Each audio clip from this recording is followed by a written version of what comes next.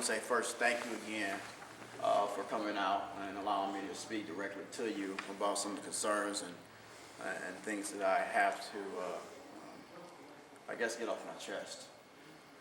I think I want to go back a few days ago. I was driving down Lincoln Way West, excuse me, because it bothers me.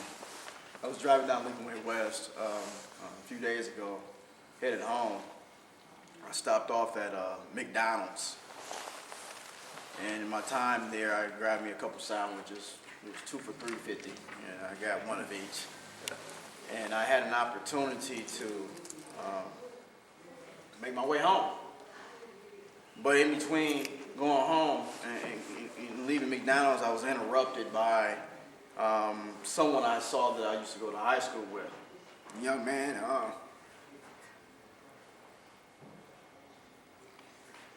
it appears that he has some mental issues. Well, I do know that to be a fact. So I hit a U-turn because it was still early in the morning, and I was, thinking that maybe he hadn't had anything to eat. And so I shared what I had with him.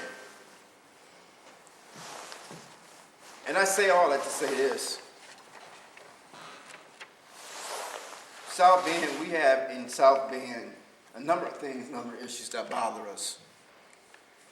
Many of those issues are not precipitated or only precipitated by the government. We're not going to be able to correct everything that goes on here in the city of South Bend.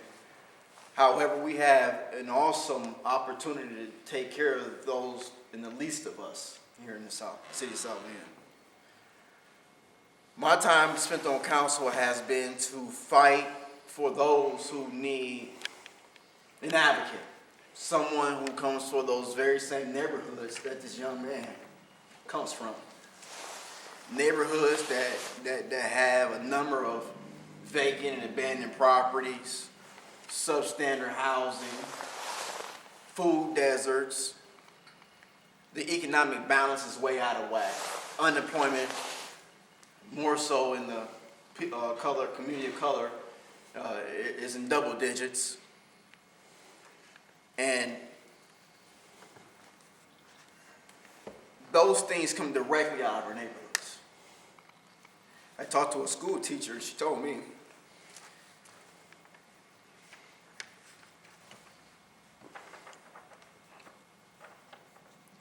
that she could tell what type of test score a child I had in year based on the neighborhood, based on the neighborhood they came from. Again, that deals with the facade of these neighborhoods and what they look like. It deals with the fact that the city of South Bend is up under a 44% poverty rate. It deals with the fact that 75% of our kids are free reduced lunch. It deals with the fact that our kids are now not only eating breakfast and lunch at school, but now they're eating dinner at school. With that type of climate and landscape here in the city of South Bend,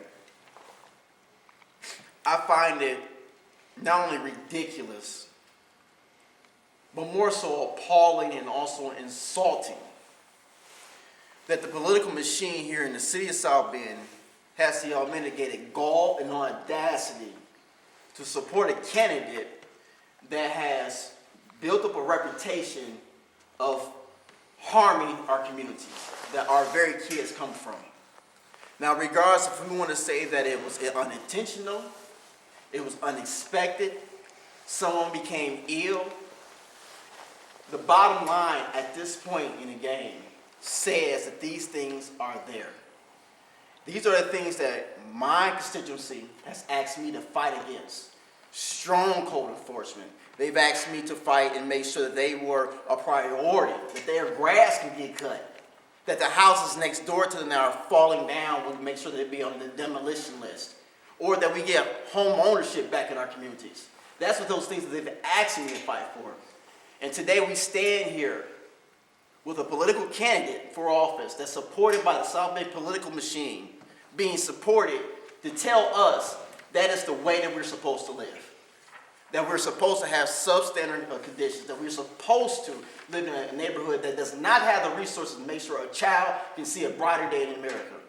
That's what the political machine is saying today. So today I'm asking, and I'm also demanding, that the candidates suspend their campaign.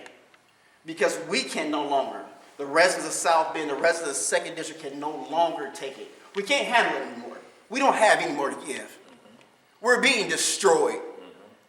And we're asking if anyone has a heart to make sure that this is finished today and that we can move on with our lives to rebuild the 2nd District in the city of South Bend.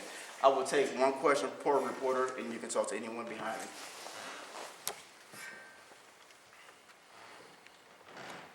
Hey, Henry, who are you talking about? I'm sorry? Who are we talking about? My opponent that I'm running against right now in the South Bend political machine. We're talking about two. Why is that a big deal for you then? Well, because these are the things that we've been fighting for and fighting against. And so if we're fighting against these things, how does someone who actually supports these sorts of behaviors and these acts can potentially become the leader of the people who are against those things? It's a conflict of interest across the board. I'm sorry, you want Ms. Preston to drop out of the race, and why? I want the South Bend political machine to suspend her race because it's unfair, because it's insulting, and because we need better leadership from the top when it becomes when the question is being asked, how do we rebuild our neighborhoods?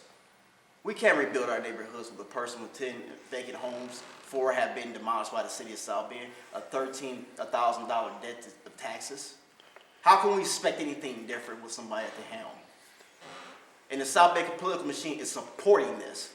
So they're not, in fact, only supporting her. They're supporting the fact that the neighborhood should look exactly like that. It's unfair. It's insulting. So Henry, this basically, I guess, was spurred because of the interview, I'm assuming, with her, where she said that this is code enforcement's fault and they overcharged her. So therefore, from what I understand, what she said on the news this morning was that she doesn't believe code enforcement should enforce the codes such as what they did on her. That's ridiculous. This is what my job is, to make sure code enforcement is funded so they can do their job. Code enforcement has been more than fair to many homeowners that have fell into that sort of predicament. And if you look at the dollar amount that is owed and also the taxes that are owed, there is no excuse. Zero excuse. Is this a case of the political machine, as you put it, not doing their homework and not vetting the candidate that they put out there? Sir, you have that absolutely correct. How do you fix that? I don't fix anything. I continue to serve the community that I was elected to serve. But I'm going to call it out as I see it. And I'm going to continue to call those things out. And I'm going to continue to hold the mayor's feet to the fire. I'm going to continue to hold my council members' feet to the fire about those very issues and conditions that I just illustrated to you about the poverty rate, about the lack of a code enforcement in some areas of the city, but also making sure that the grass is being cut, making sure that people are safe in an environment that has, can produce a child that is interested in becoming a quality citizen in South Bend. So obviously this quality of life issue, which is what this would be considered, is definitely more important to you to look into and solve than the issue of the complaint filed against her for using a governmental email, which the council president stated on the news he felt was just an honest mistake she made. Look, we can get to all of that. It's just bad business right now. And the people of South Bend, the 2nd District residents, deserve so much more. No one should have to live next to a house that's been vacant because someone doesn't want to take care of it. Because somebody refuses to take care of it. Not that homeowner's fault. It's the person who owns a house that's been negligent. I'm a homeowner. I want to see my property value rise, like most homeowners. I'm affected by that type of behavior. We all are affected by that type of behavior. We should all demand better. finished. Thank you, sir. Thank you.